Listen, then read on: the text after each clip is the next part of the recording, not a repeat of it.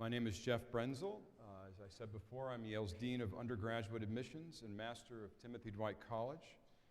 As Master of the College, it is my honor and privilege to serve as the current steward of the Chubb Fellowship at Yale and to welcome you to this extraordinary Chubb event. For over 60 years, the generous gift of Yale alumnus Hendon Chubb has made it possible for the Master and Fellows of Timothy Dwight College to bring to Yale's campus an astonishing range of local, state, national, and world leaders in public affairs, industry, and the arts. In a moment, I will ask President Levin to introduce to you today's remarkable speaker. Before that, let me just provide a few simple instructions. For those who were already in the hall a bit earlier, you've helped us assemble some questions for Dao Su, and President Levin will relay those questions to her after her prepared remarks. Second, we ask you not to turn on or to use or to take out cell phones, computers, or personal cameras when Dao Su comes onto the stage or during the presentation. This is both out of respect and politeness and also for security reasons. The event is being broadcast live on the internet. It's being simulcast on the campus, and it will be archived for later viewing on both the Yale and the Chubb Fellowship websites. We will also post photographs of the event for sharing with your friends and colleagues. Third, following the conclusion of the program, please remain seated briefly while Dao Su and her delegation leave the stage and the hall. Thanks for your help with these matters. Now please welcome President Richard C. Levin and Dao Aung San Suu Kyi.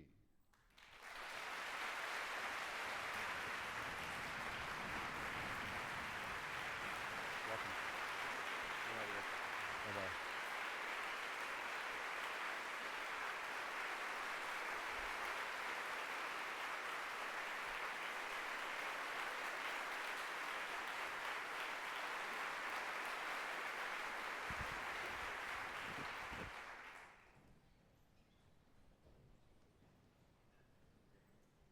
Good morning, everyone. I speak for the entire university when I say that it is a deep honor and a very sincere pleasure to welcome Dao Aung San Suu Kyi, Chair of the National League of Democracy in Burma and Member of Parliament, to Yale. It is just a very special privilege for us to have you with us.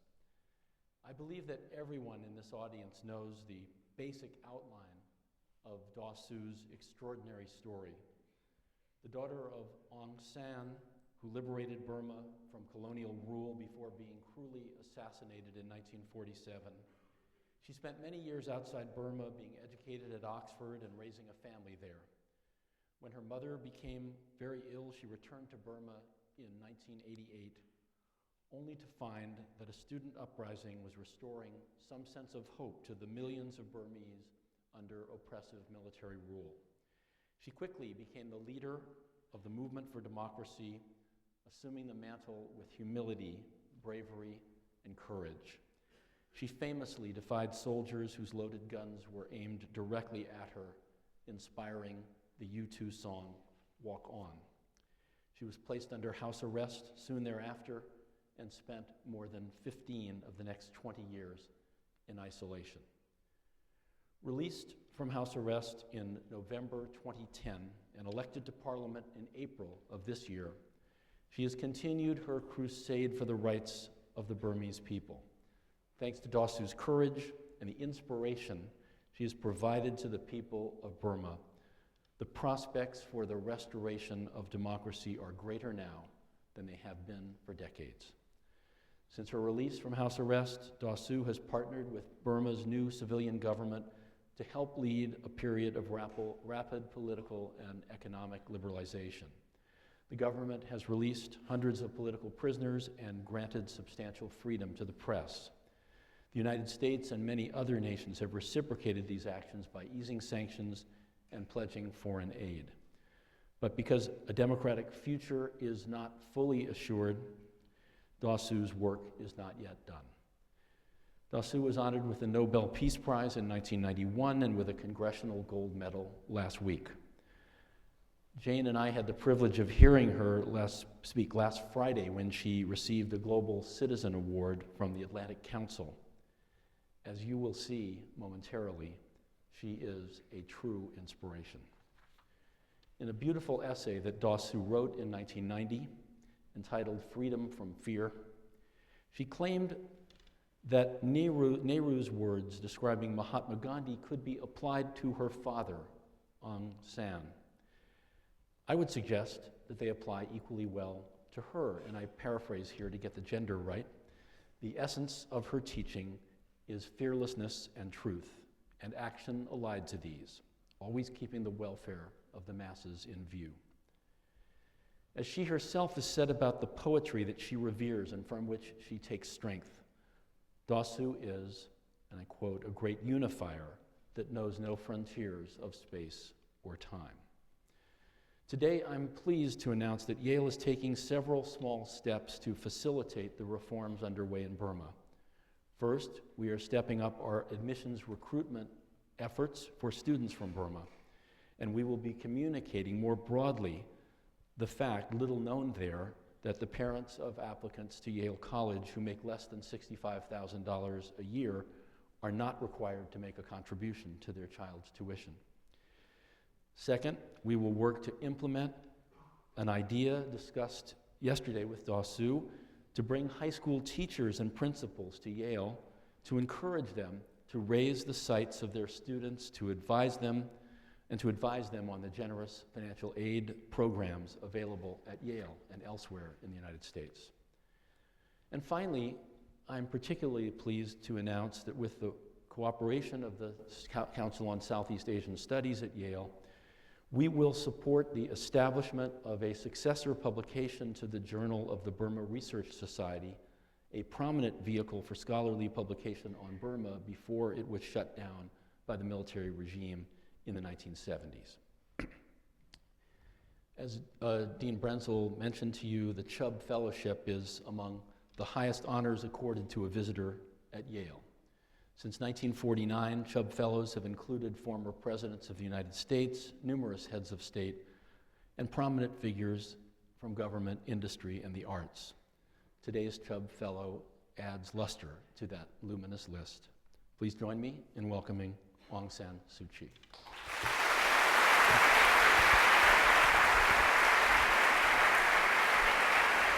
Can I shake your hand?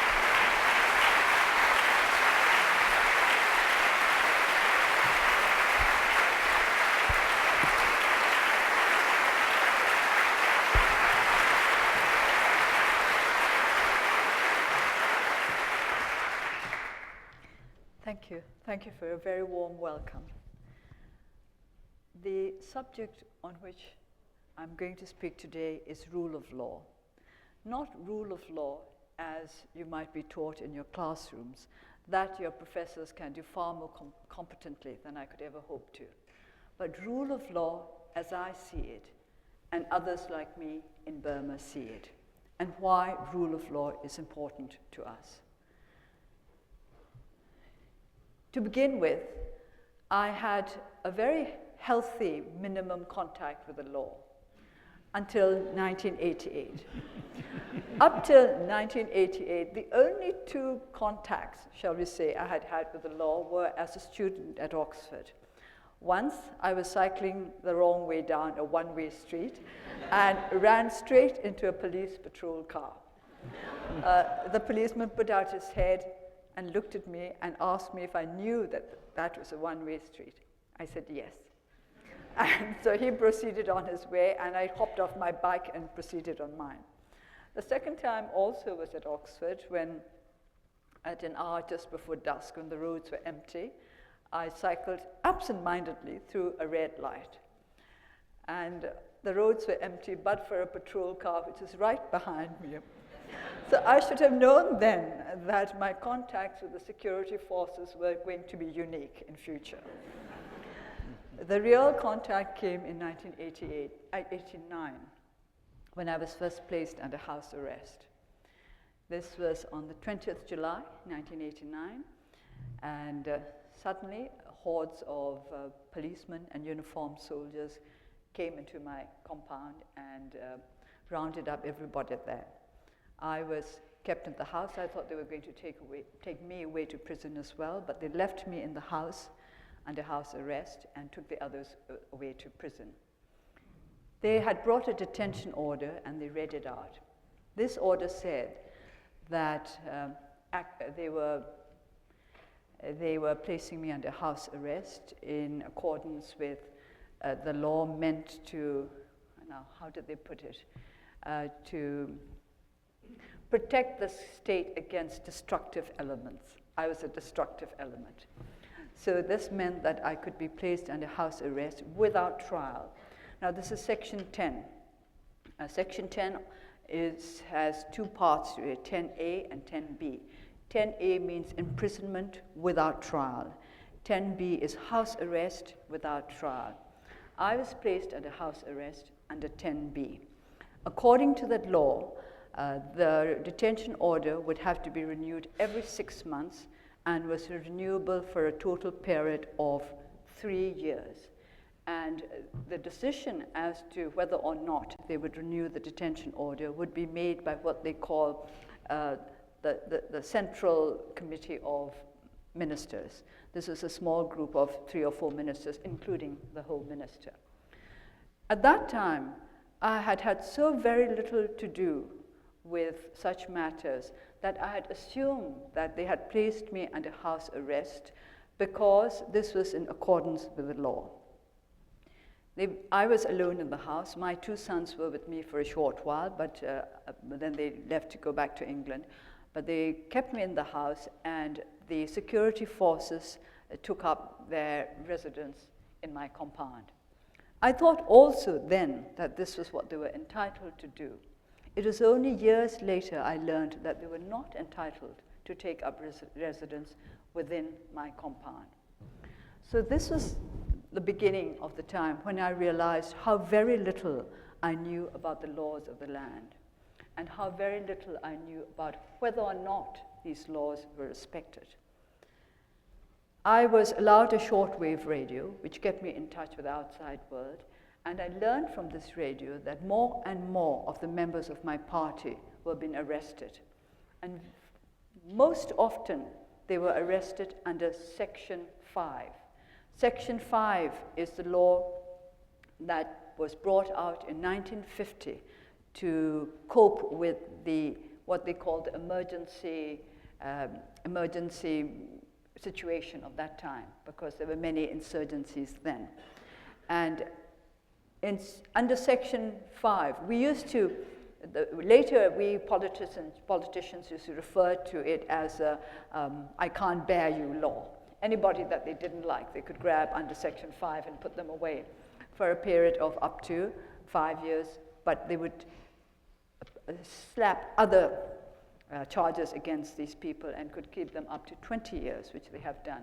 I think our longest, the member of our party who served the longest single period in jail stayed there for 18 years and 3 months, although he was originally supposed to have been imprisoned only for about 5 years.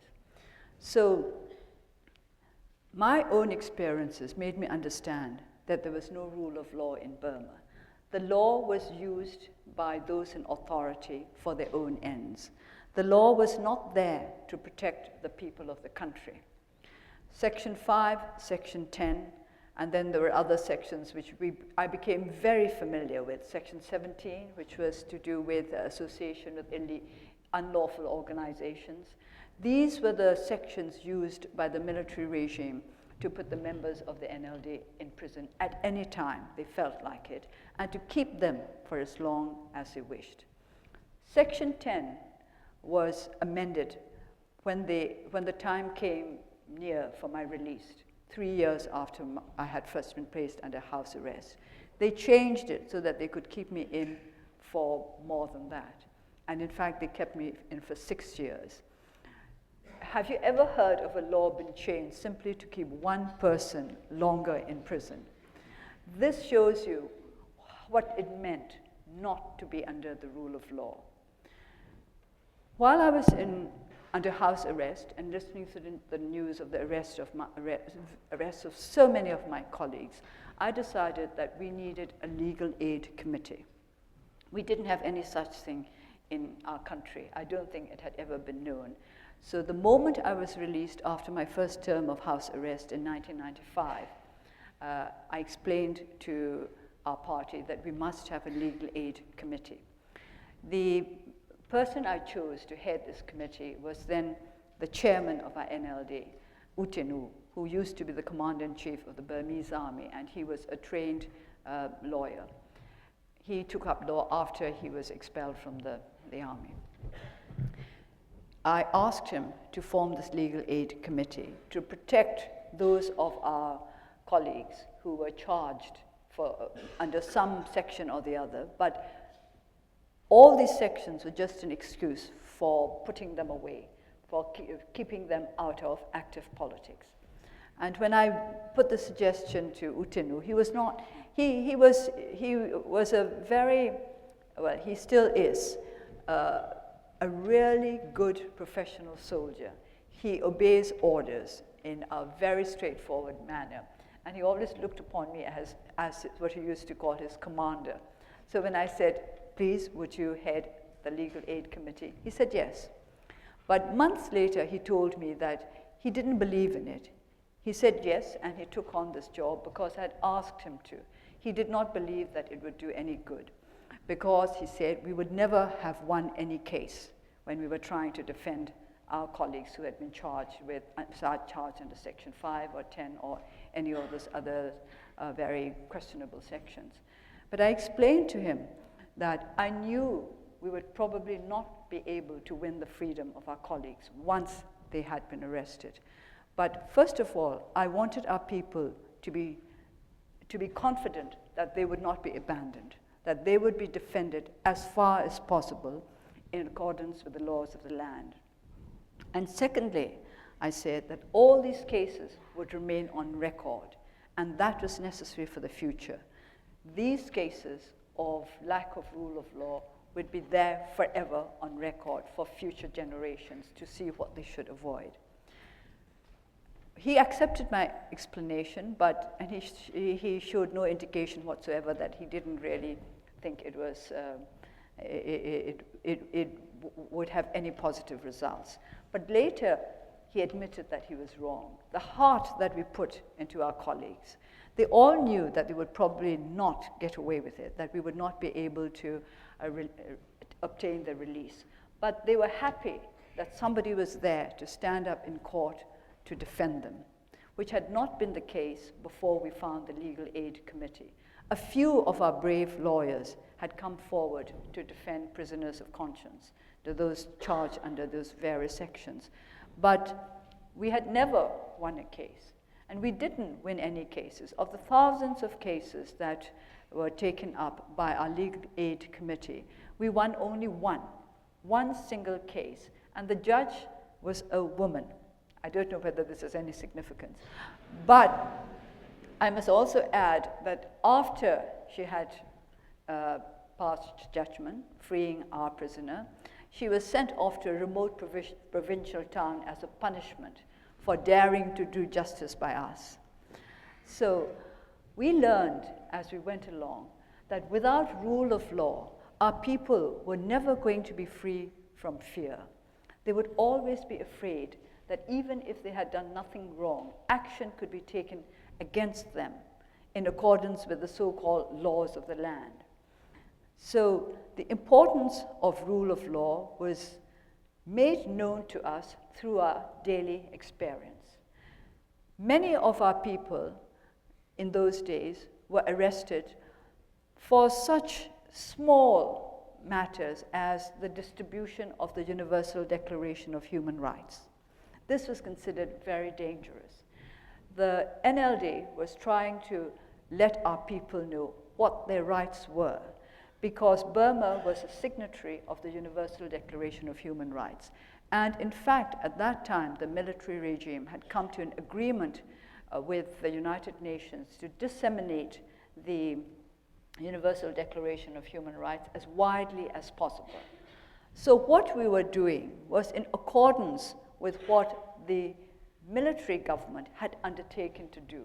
And yet, some of our people were arrested simply for distributing copies of the Universal Declaration of Human Rights. So for us, human rights and rule of law went together. It says in the preamble to the United Nations Declaration that human rights should be protected by the rule of law. And we believe that this is absolutely essential.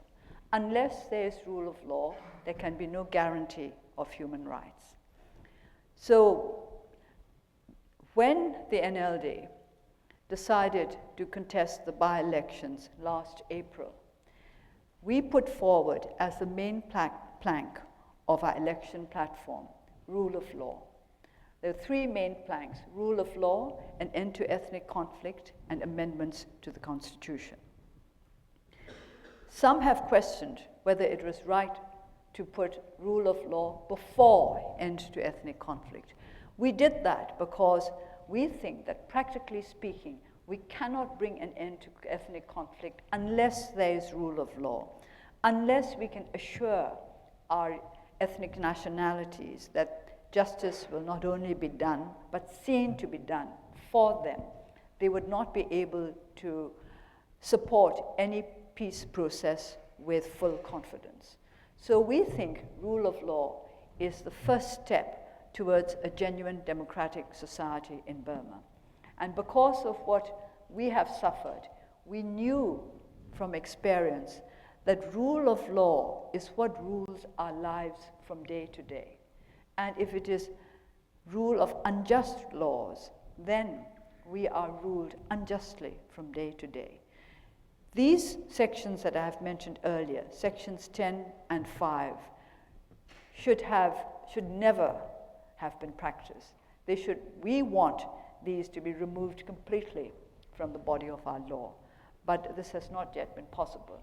We are trying to, we are trying very hard within the legislature, but I have to remind everybody that we are a very small minority as yet, to remove these laws which are misused by the authorities to deprive the people of their basic rights. You can charge anybody with those sections. When you say that somebody is a destructive element, what exactly does it mean? How do you prove whether or not I'm a destructive element? But the authorities decided that I was a destructive element, I was a danger to the peace and tranquility of the state, and therefore I could be put away for years and years. The first time was 6 years, and then about 2 years, and then the last time again 6 years. So I was, of course, much better off under house arrest than my colleagues in prison. But the section under which they were placed in prison, section 5, is equally destructive of basic human rights. Because there is, section 5 has a very peculiar part to it, that if you act in such a way as to diminish the love of the people for the government, then you can be charged under section 5. Now, how do you decide whether or not you have done anything to diminish somebody's love for something else? It's so vague and it's so broad, you can just pull anybody in. This is why we decided that we would run for our by-elections on this platform, putting rule of law at the very head. And after we contested the by-elections, and we did well, we won 43 out of the 44 seats that we contested. We entered the parliament, the National Assembly. And since I've been in the National Assembly, the Speaker has made me chairman of the Committee for Rule of Law and Tranquility. I know you will laugh. Everybody smiles when I say rule of law and tranquility. But it's a nice thought. As a practical step towards re-establishing rule of law in the country, we organized a seminar with retired judges and experienced lawyers to find out what we could do to restore rule of law in Burma.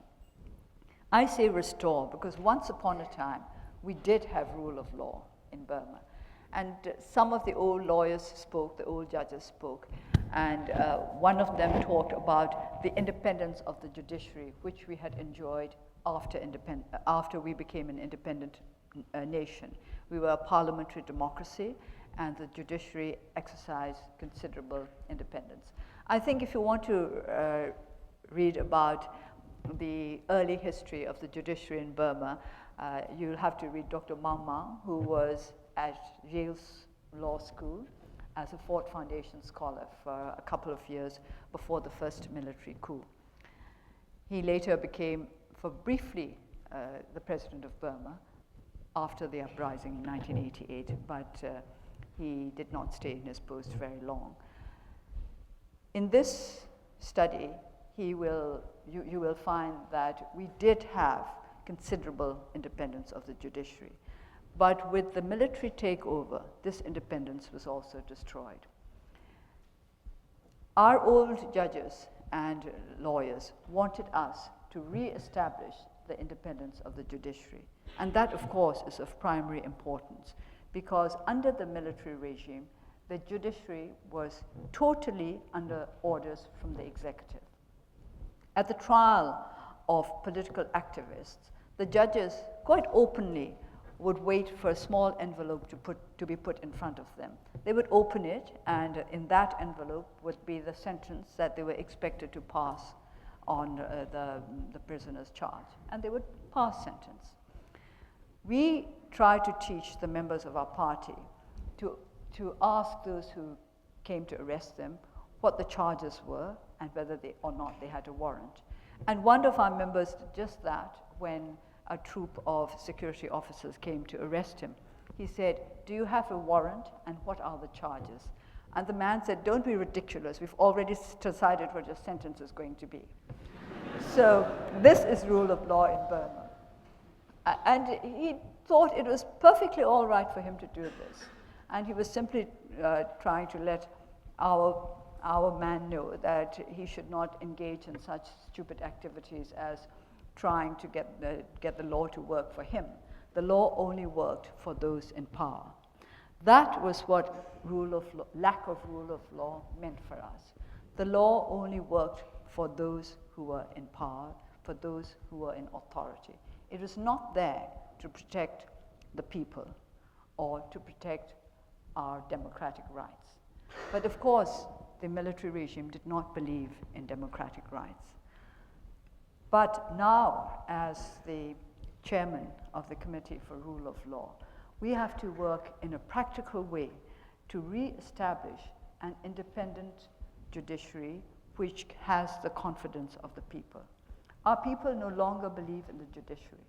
Democracy requires a balance between the three branches of the executive, the legislature, and the judiciary.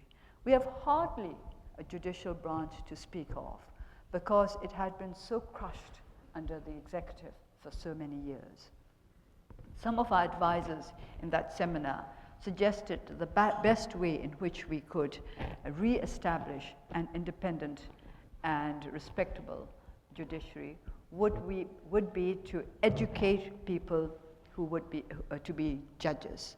They said, one of the old lawyers said, the reason why we did not have rule of law in Burma now was because we no longer had judges who were well trained in the law and well trained in the practices of justice. This is why, he said, there is so much corruption in the courts of Burma. And simply by producing educated judges, we would be able to remedy the situation. I think this is too simplistic. It is not that easy to change the ways of people who have become corrupt over the years. Judges who have become corrupt cannot be changed simply by sending them to special courses at Yale. They may in fact learn.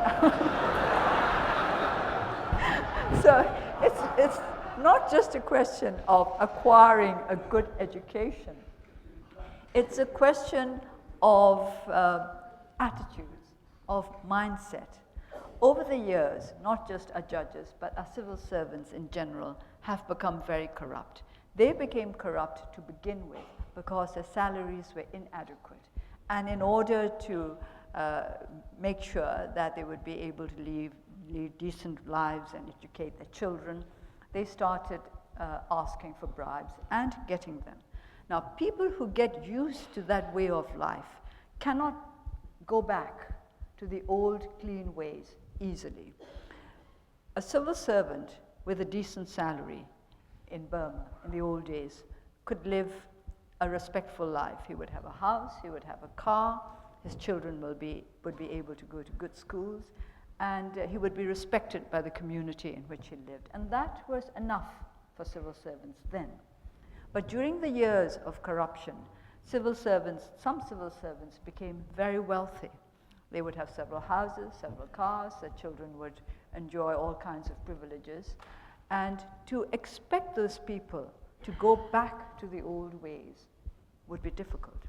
Even if we were to give them adequate salaries now, the kind of salaries that would allow them to live like well-respected civil servants, but not like millionaires, they would not be satisfied with it because they've got used to a different way of life. So it's not just re-education in the technical sense. It's re-education with regard to attitudes and mindset. How do we persuade these people who have got used to a very opulent way of life that they can make do with a more modest standard of living, but lead clean lives that will gain them the respect of society? It's very difficult. So their rule of law comes in again. Action will have to be taken. It's not enough simply to say, we're now paying you a decent salary, you live within its means. There will have to be laws that will enable us to take action against civil servants and against judges who are corrupt. So rule of law will engender rule of law. We have to start by imposing rule of law on the judiciary itself. That is not going to be an easy task. We need help with these judicial reforms. Our committee has started by investigating 3 courts of justice just to find out what the actual practices are. What do the judges do? How does the government attorney behave? And what kind of justice do those who come for justice expect? These practical measures we are taking, that we may make practical recommendations to the various departments concerned, the Home Ministry, the Defense Ministry, the Attorney General's Office, the Information Ministry. All of these will have to be involved in our efforts to re-establish rule of law in Burma. If we manage to do this, this would be a tremendous breakthrough for our country. Once we can say that we have been able to re-establish rule of law, then we can say that the process of democratization has succeeded. Until that point, I do not think we can say that the process of democratization has succeeded. It is not enough just to simply make laws, which we are doing in the legislature. We have to make sure that these laws are just, and not only just, but that these laws are implemented in the right way. There must be due process as well as just laws. So until we can do that, we cannot say that democracy is on a safe road. People ask me, have we reached the point when democracy has become, democratization has become irreversible? And I say no. No, because to begin with, the Constitution is in the way. The Constitution allows the military extraordinary powers. And as long as the military possesses these powers, we cannot say that we are on the true road to democracy, which is why we have linked these three: rule of law, end to ethnic conflict, and amendments to the constitutions. These are all linked. If democracy is to be restored to our country, we must have all three. Without one, the other two will fail too. We can't have rule of law and not have amendments to the Constitution and an end to ethnic conflict. And we cannot achieve the other two without rule of law. So because of these links, we put the greatest importance on the re-establishment of rule of law. It will mean, on a practical basis, that our people can be safer, more secure within the laws of the land. I'm sure I do not have to explain to law students that rule of law is not the same as rule by law, and that laws alone are not enough. They have to be just laws. So Burma is now at the beginning of a path, and I keep repeating that this is going to be the most difficult road we have to travel. Too many people think that there has been a breakthrough. I don't think we can say there has been a breakthrough. We have been given the opportunity to achieve a breakthrough. This morning, there was the word achieve used a few times. And I made the point that we have yet to achieve. We have not yet achieved, but we have been given the opportunity to achieve. And in this process, we need help from different directions. And I would like to take this opportunity to ask for your help and support with regard to the establishment of rule of law in Burma. We need well-trained lawyers. We need well-trained judges. We need a good law school at our good law schools in our universities. We need contact between the members of our judiciary and the members of the judiciaries of practicing democracies. There is so much that we need. We need broad education with regard to rights as well as responsibilities. People are very keen on democratic rights, but they do not always want to know about responsibilities. But if we want rule of law in Burma, we must put equal emphasis on both rights as well as responsibilities. Citizens who expect the protection of the law must themselves respect the law. If we are to achieve all this, then I think we can be confident that Burma will be firmly on the road to democracy. For years, we have suffered from lack of rule of law, which means that we can never be sure what is going to happen to us next. This is a fact in Burma. For many years, we would have to ask every day who was arrested the night before, because arrests were usually made in the middle of the night. And we had to find out in the morning which of our colleagues were still free and which of them had been put into prison during the night or taken away to the police station. And often we would never know where they had been taken. In 1998, we formed the committee representing the People's Parliament. That is to say, this committee was supposed to be a committee representing those who had been elected in the 1990 elections, which were ignored by the military because we won too well. And because we declared that we would be forming this committee, many of our elected representatives were taken away into custody. They were told that the authorities wanted to discuss the convening of parliament with them. But in fact, they were simply taken away to military cantonments, to police stations, and kept there for weeks without contact with their families. They were not charged under any section of the law. They were just kept there week after week after week. Then they were allowed to come back home. I don't quite know why they allowed them to come back home. Every couple of weeks they would be allowed to go back home, and then they would be taken back again into custody. And this went on for more than a year. And this was how it was in Burma. If you have anything to do with politics, your life is never secure. They can take action against you in any way they please. My own experience at Dipay Yin was 2003, when I was campaigning in northern Burma. And as the campaign proceeded, the support of the public became stronger and stronger. And one evening, while I was traveling from one place to another, our car was stopped. It was stopped by a monk who said that he wanted me to give a speech. Dusk was coming on, and we had been warned that there might be problems, so we said no, it was too late, and there were no arrangements for me to speak at that particular place, so we would have to go on. But he kept on trying to persuade us to stop for a bit.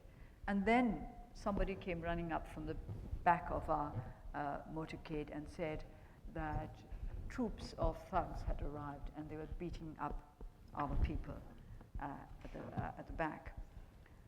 This was what the Dipay Yin incident was about. Some of those thugs were dressed as monks, but they were obviously not monks because they all had white handkerchiefs tied to one arm. I think this was to indicate that they belonged to the same group, and they had enormous staffs. They killed 4 of our people. They just beat them to death, and they also beat in the windows of my car. But I had a very good driver. I did not go on because I felt that I had to wait for the others and I couldn't just leave them to be beaten up. Then the young man who was driving my car said, "Look, they're putting barriers up across the road in front of us." And I saw that, and he said, "I think they're trying to cut us off from our people who are coming from the other direction. Shall I drive through the barrier?" So I said, "Yes, drive through the barrier so we can meet up." Well, what did you expect me to do? And it was very exciting. I had never been in a car that leapt over a barrier before. But when we got to the other side, we found that there was nobody there. They were just trying to cut us off from all the roads around us. And I don't know what their intention was, whether it was just to beat all of us up or to arrest all of us. But when we got over the barrier, we found nothing. And we kept going and going and going until we got to the next town when we were arrested. Now the point is that we were the ones who were beaten up, but we were put in prison as destructive elements. So this was a great mystery to us. What had we done to deserve this imprisonment? We hadn't raised a finger. Yet that was the reason why I was placed under house arrest for the next 6 years, which stretched to 7 years, because there was the episode of the American who came swimming to my house, bringing greetings from all of you, no doubt. But so I was kept under house arrest for 7 years. The last year and a half that I was kept under house arrest on the grounds that I had not turned the visitor over to the police. I had not turned him over to the police because I did not believe that he would receive justice from them. We had never received justice from the authorities, and I thought that it would be immoral of me to turn over somebody to the security forces when I knew that he would not be given justice. Mind you, I shouldn't have worried so much about him because since he was not Burmese, he was let go pretty soon. But I was, of course, kept on for another 18 months beyond the time when I should have been released. This, I think, was basically to keep me under house arrest while the elections of 2010 were conducted. So the law can be used in any way that the authorities please to promote their own political agenda. And that is certainly not rule of law. Because of that, we are working very hard in the legislature to re-establish rule of law and to make sure that it goes hand in hand with other democratic reforms. If there are no substantial reforms to the judiciary, we cannot believe that this is a true process of democratization. And I hope this is something that you will keep in mind, that you will watch what is going on in Burma and be aware of the fact that that our judiciary at the moment is practically non-existent. And until we have a strong, independent, clean judiciary, we cannot say that Burma is truly on the road to democracy. I'm saying this because people have asked me when they can assume that Burma has reached the point when the process is irreversible. And I always say there's no such thing as an irreversible process, because we were practicing democracy when the army took over in 1962. So there is never a point where we can say this is irreversible, but there must come a point when everybody recognizes it, that to reverse the process will be far more painful than to continue along that. Thank you.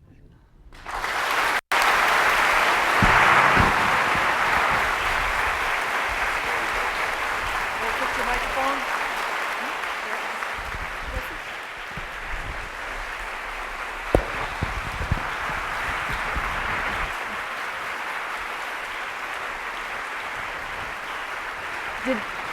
Did I keep within the 40 minutes? Well, thank you so much for those remarks and for those reflections on trying to build the rule of law in Burma. Now, we've asked people to submit cards, and I got dozens of wonderful questions, and many of them very much pertinent to the subject that you were talking about. So I hope you'll excuse me if I don't read your question.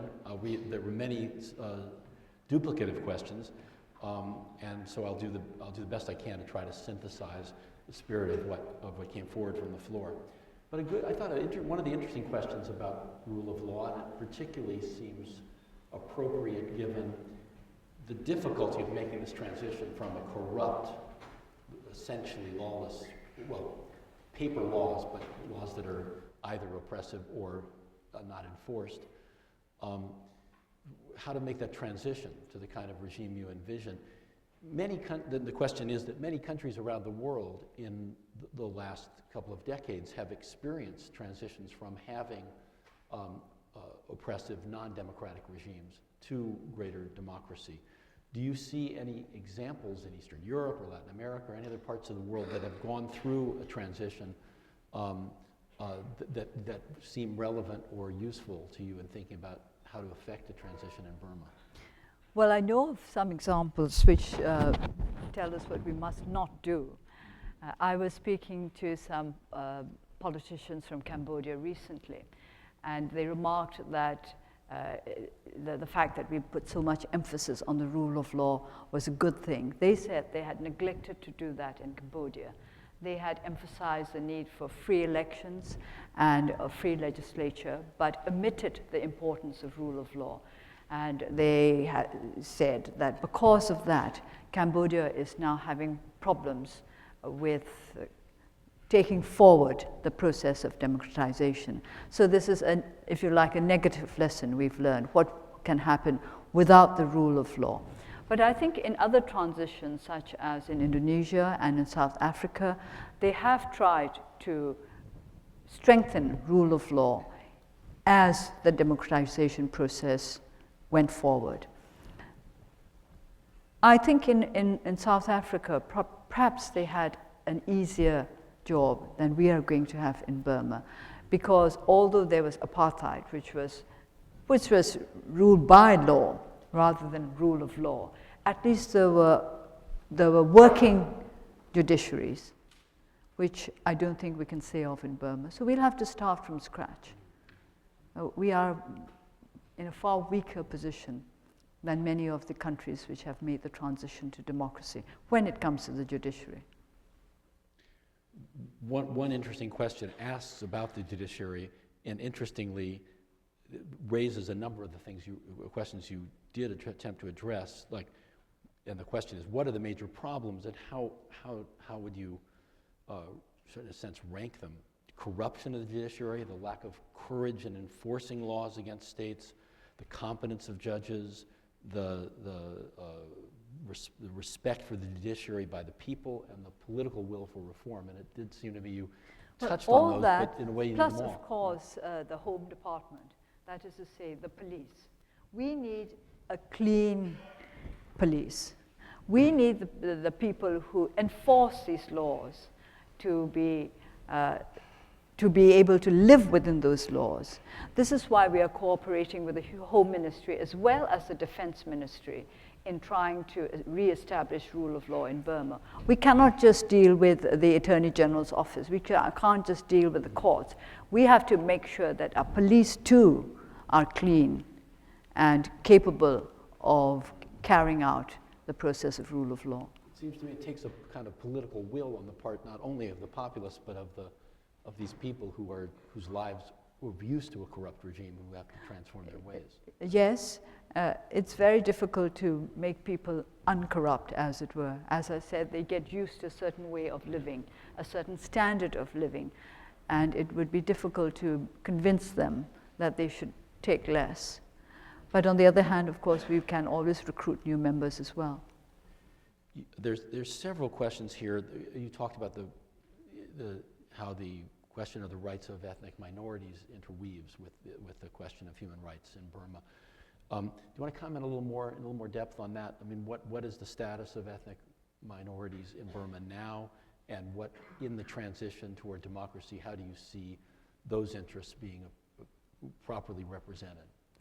The great majority of the ethnic nationalities live in the border areas, and as always happens, more injustices are committed the further away you move from the center of government.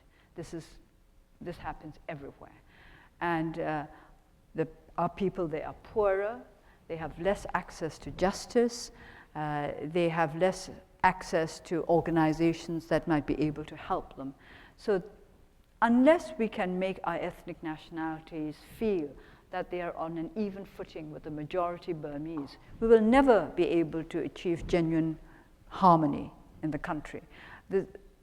One of the requests that I always make to people who want to invest in Burma, whether in development or in humanitarian efforts or in economic enterprises, I ask them to try to work as far as possible in the ethnic nationality areas, not just to concentrate in that area, in the central part of Burma where the Burmese live, but in the outlying areas to bring up the standard of living of our ethnic nationality states to that of the central area of Burma. And this would help if there were more, if our ethnic nationality areas had more access to the wider world, there would be fewer injustices committed. At least they could not commit those injustices and get away with them to that extent. How about the connection of ethnic minorities and religious identity? There are many religions practiced in Burma, although the majority are Buddhist, and you obviously yourself have written about the importance of Buddhist teachings and practice in your own thinking, in your own life.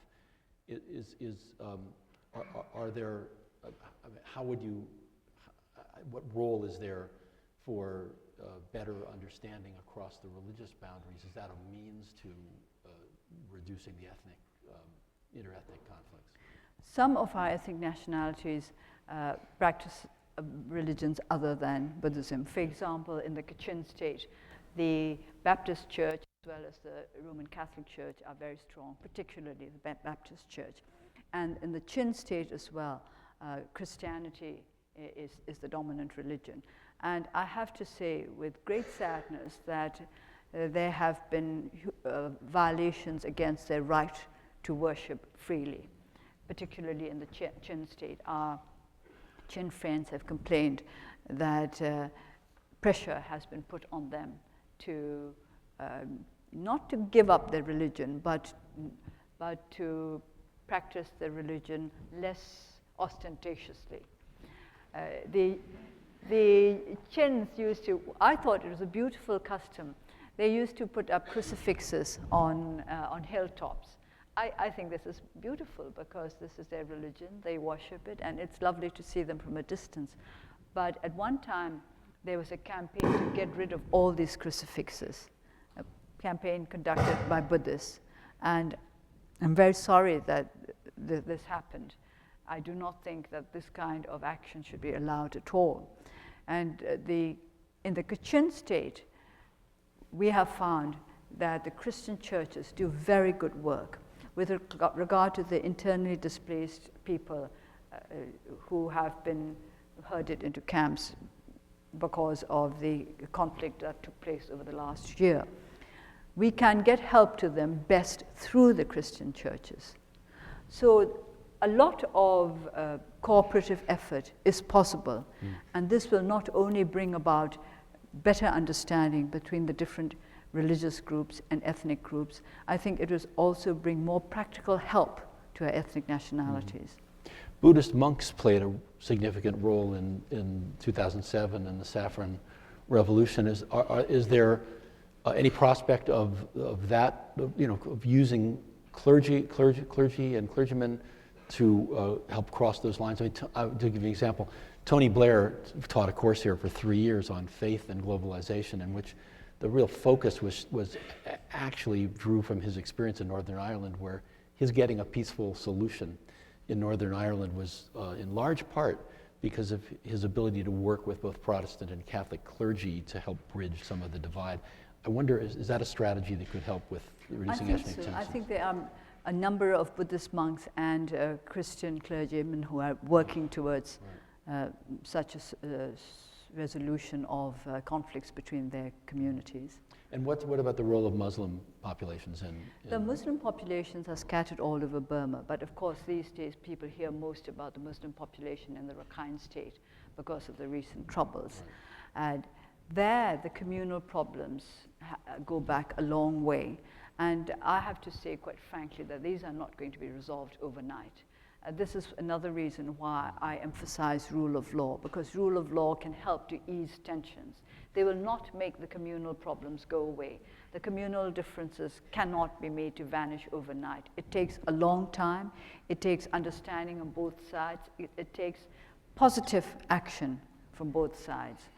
I'm not saying it's impossible. I believe it is possible because there are Muslims in the Rakhine state who have lived there for generations and at peace with their Buddhist neighbors. So I do not see why this kind of peaceful, harmonious relationship should not be re-established, especially now as the government is saying that they will respect the citizenship laws. I think we should also go a step forward and review the citizenship laws to make sure that they're in keeping with international standards. Mm-hmm.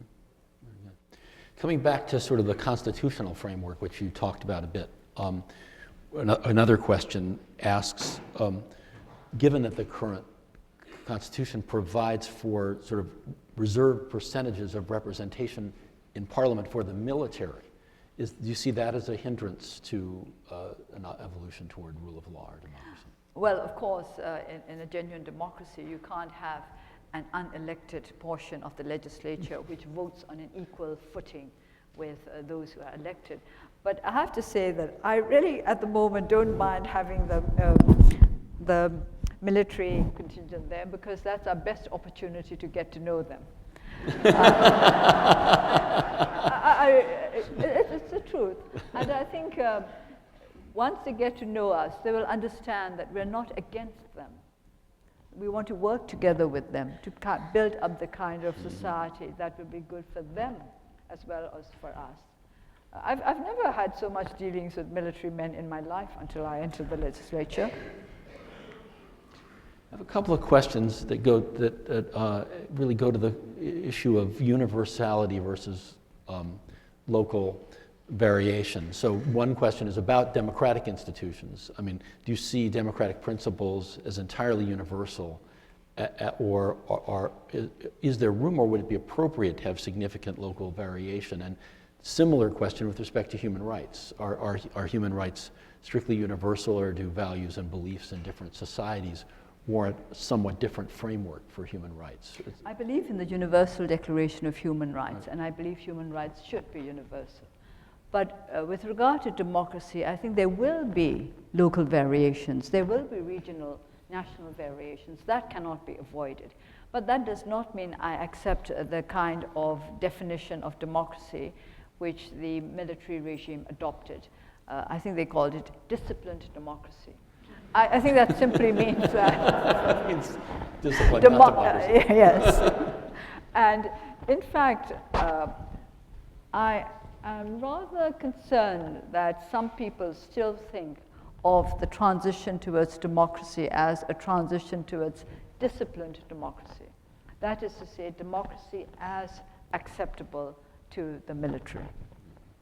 So one area in the realm of human rights in which there is actually quite a bit of variation across democracies is free speech, where in this country, for example, speech is protected even if it is blasphemous or criticizes another person's religion. But in many societies, that kind of speech, even though there's general freedom of expression, that kind of speech is not tolerated. How do you see that?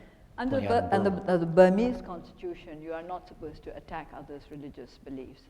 And I have to say that I think attacking others' religious beliefs is not a necessary element in the Universal Declaration of Human Rights.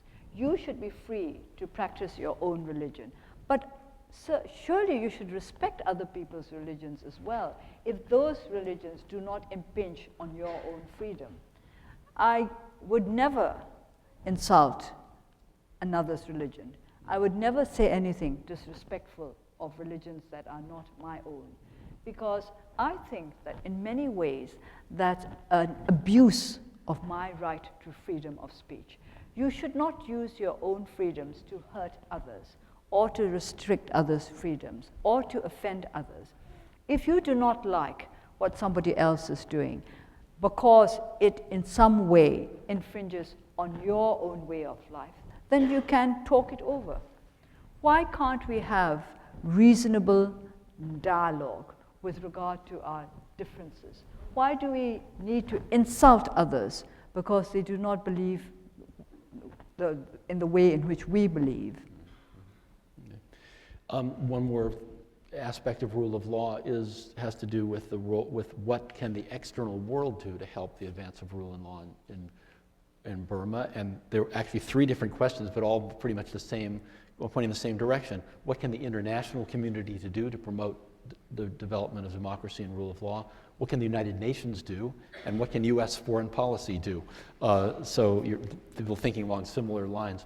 Do you want to comment on where can the outside world be of help?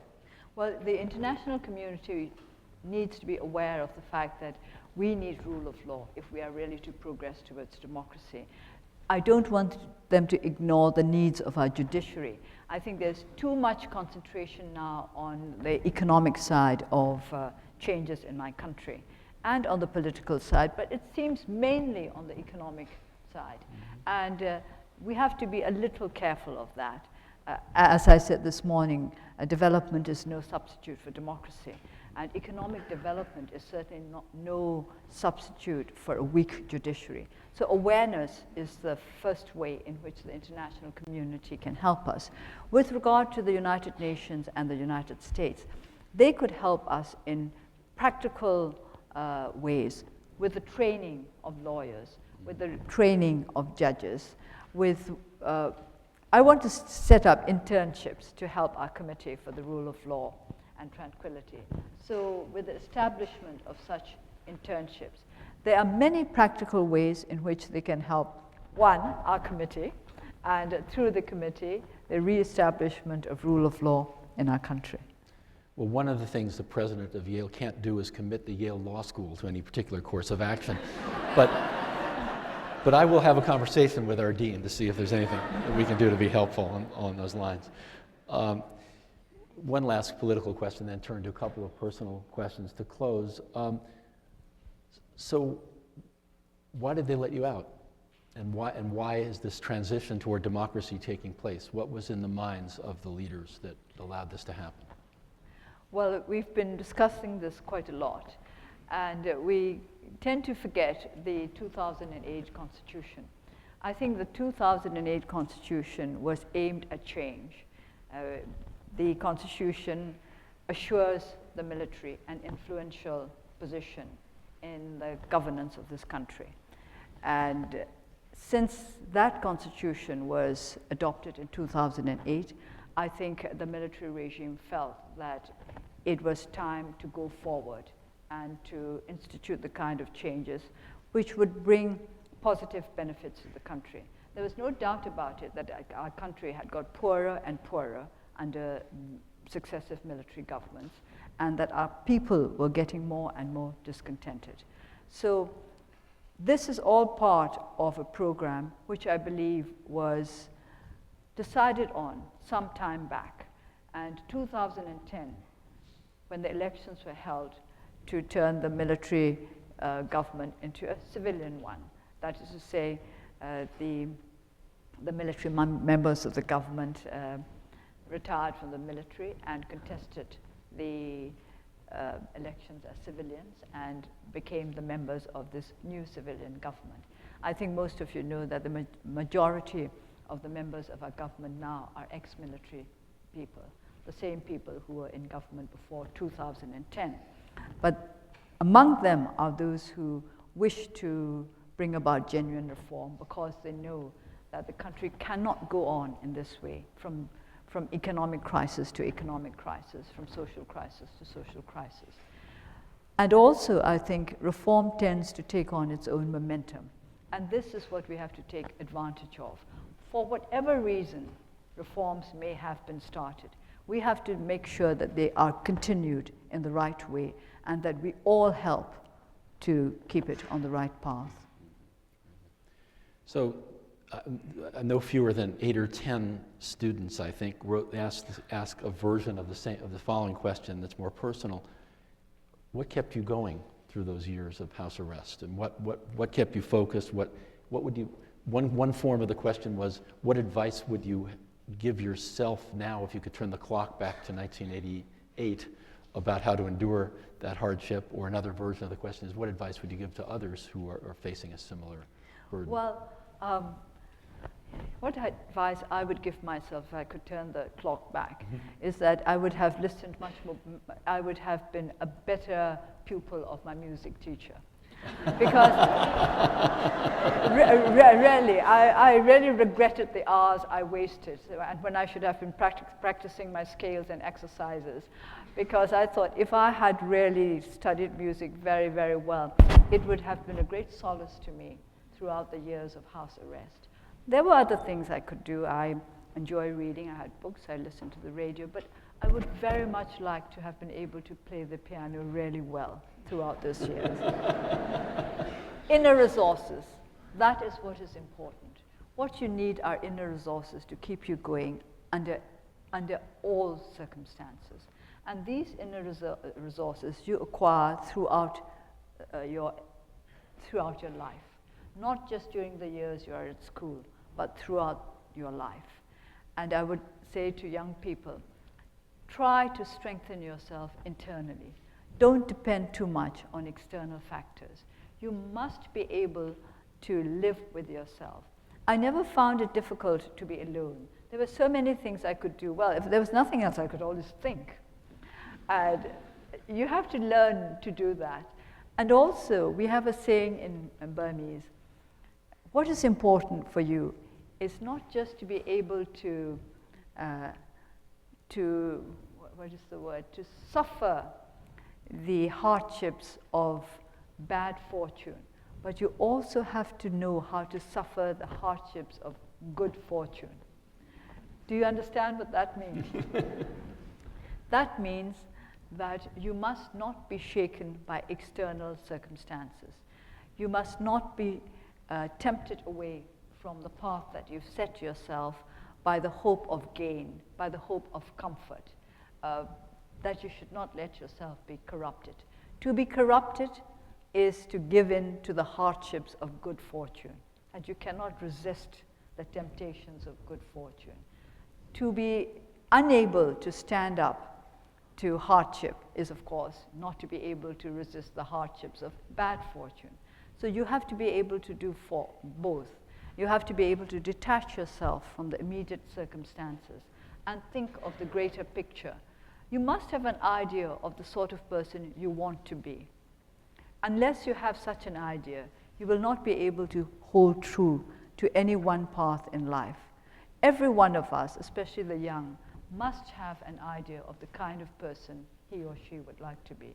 I was fortunate in that very early on, I knew what kind of person I wanted to be.